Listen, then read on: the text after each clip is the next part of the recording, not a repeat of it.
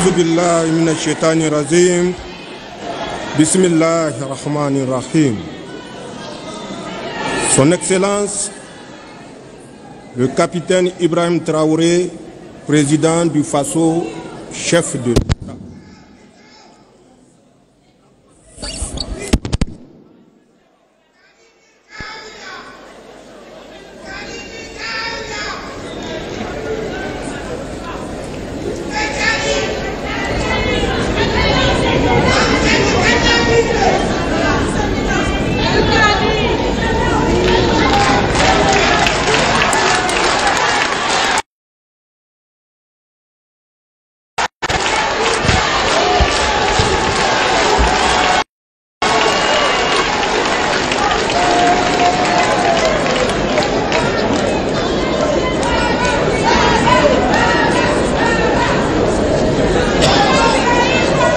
Bismillahirrahmanirrahim.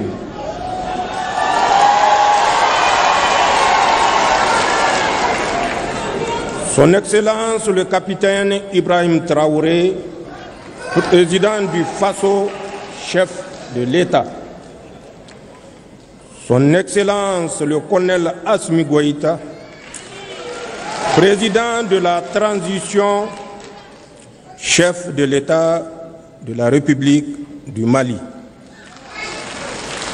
Monsieur le Premier ministre, Mesdames et Messieurs les membres des délégations du Burkina Faso et du Mali,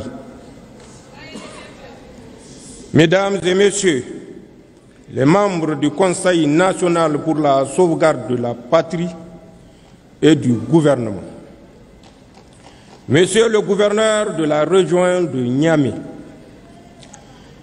Excellences, Mesdames et Messieurs les chefs des missions diplomatiques et représentants des organisations internationales, Messieurs et Mesdames, c'est un grand honneur pour moi de vous souhaiter la chaleureuse bienvenue chez vous, en terre sahélienne du Niger.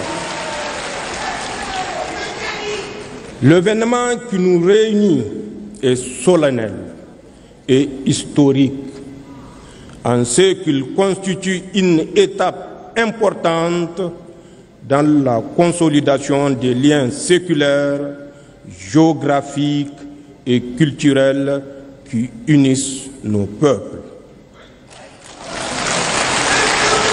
Le sommet objet de notre retrouvaille aujourd'hui et l'aboutissement de notre farouche volonté commune de reconquête de notre souveraineté nationale et de réhabilitation de notre dignité légendaire. Il se situe dans la droite ligne de l'adoption le 16 septembre 2023 de la charte du Liptako-Gourma instituant l'Alliance des États du Sahel. Mesdames et Messieurs, l'approbation formelle du traité portant création de la Confédération Alliance des États du Sahel AES consacrera ainsi l'aboutissement des aspirations de nos populations à sceller sur le socle de notre espace sahélien une union d'États partageant les mêmes défis et les mêmes ambitions, en un mot, le même destin. En effet, la formation de l'Alliance des États du Sahel a déjà permis d'édifier autour du Burkina Faso, du Mali et du Niger une coalition solide basée sur une architecture de défense commune et une mutualisation des moyens nourris par une solidarité fusionnelle à l'image de celles manifestées par les autorités et les peuples du Burkina et du Mali. L'agression armée projetée par la CEDEAO contre le Niger. La constitution de ce front a dissuadé les velléités de déstabilisation de notre pays et je tiens à réitérer mon sentiment de profonde gratitude à l'endroit de mes frères Ibrahim Traoré et Assimi Goïta pour cette preuve manifeste de solidarité agissante. Mon pays vous rend un vibrant hommage pour cette prise de position. Aujourd'hui, ce front constitue le rempart contre lequel s'écrasera tout projet d'agression contre la Confédération de l'Alliance des États du Sahel.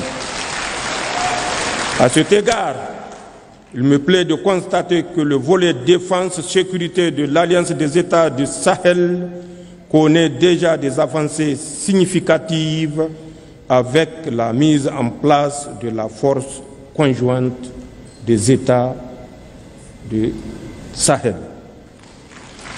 Au demeurant, sur le théâtre des opérations, nos armées mènent des opérations conjointes concluantes dans le Liptako-Gourma.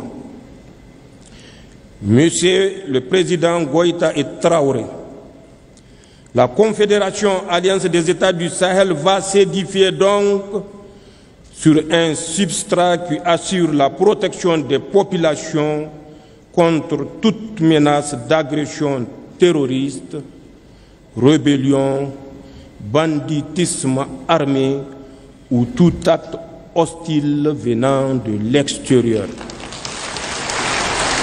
Je demeure convaincu que dans le contexte géopolitique actuel, l'Alliance des États du Sahel constitue le seul regroupement sous-régional efficient dans le domaine de la lutte contre le terrorisme, la CEDEAO ayant brillé par son déficit d'implication dans cette lutte. De ce fait, l'Alliance des États du Sahel seule nous permet de faire face aux menaces terroristes comme aucune autre structure régionale ou internationale ne l'a fait auparavant. Chers collègues chefs d'État, tout en consolidant cet axe stratégique, il est nécessaire dans le contexte géopolitique actuel de coordonner nos actions diplomatiques tant au plan bilatéral qu'au sein des organisations multilatérales et harmoniser nos politiques extérieures pour garantir au mieux les intérêts de notre Confédération Alliance États du Sahel dans l'arène internationale. D'ores et déjà, des succès diplomatiques significatifs sont enregistrés, comme en témoigne le retour en force de nos États sur l'échiquier international, la reprise de la coopération avec les partenaires bilatéraux et multilatéraux, ainsi que la conclusion des partenariats stratégiques nouveaux. Concernant l'axe développement, il est urgent de créer les conditions d'une véritable sécurité alimentaire dans les pays de l'Alliance et mettre en place le dispositif économique, financier et monétaire nécessaire au financement du développement et à l'investissement productif dans l'espace des États de l'Alliance. Le sort économique de nos États réside également dans l'industrialisation en vue de la transformation sur place de nos produits et de nos richesses en ressources naturelles.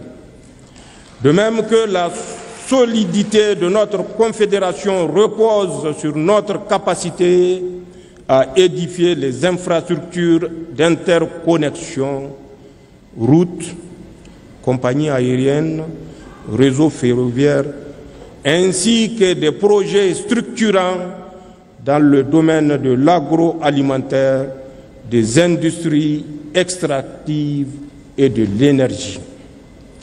Dans cette marche, nos populations sont en avance sur les États. En témoigne l'engouement suscité chaque jour par l'Alliance des États du Sahel auprès de nos jeunes et de nos femmes. Car cet élan populaire constitue le meilleur gage de construction d'une confédération de peuples et non un édifice bureaucratique. Chers collègues chefs d'État, nos délibérations permettront assurément d'adopter l'armature juridique et institutionnelle permettant de donner corps et identité à la Confédération Alliance des États du Sahel. Nos peuples ont irrévocablement tourné le dos à la CEDEAO. Il nous appartient aujourd'hui de faire la Confédération Alliance des États du Sahel, une alternative à tout regroupement régional factice en construisant une communauté souveraine des peuples, une communauté éloignée de la mainmise des puissances étrangères, une communauté de paix, de solidarité, de prospérité basée sur nos valeurs africaines. Les hauts fonctionnaires et les ministres des Affaires étrangères ayant finalisé et adopté le projet de traité, c'est avec un réel plaisir que je marque mon accord solennel à la création de la Confédération Alliance des États du Sahel. J'approuve également le projet de règlement intérieur du Collège des chefs d'État de la Confédération Alliance des États du Sahel. Le Niger, par ma voix, s'engage à œuvrer inlassablement à la bonne marche de notre Confédération. C'est sur ces notes d'engagement et d'espoir que je déclare ouvert le premier sommet des chefs d'État de l'Alliance des États du Sahel.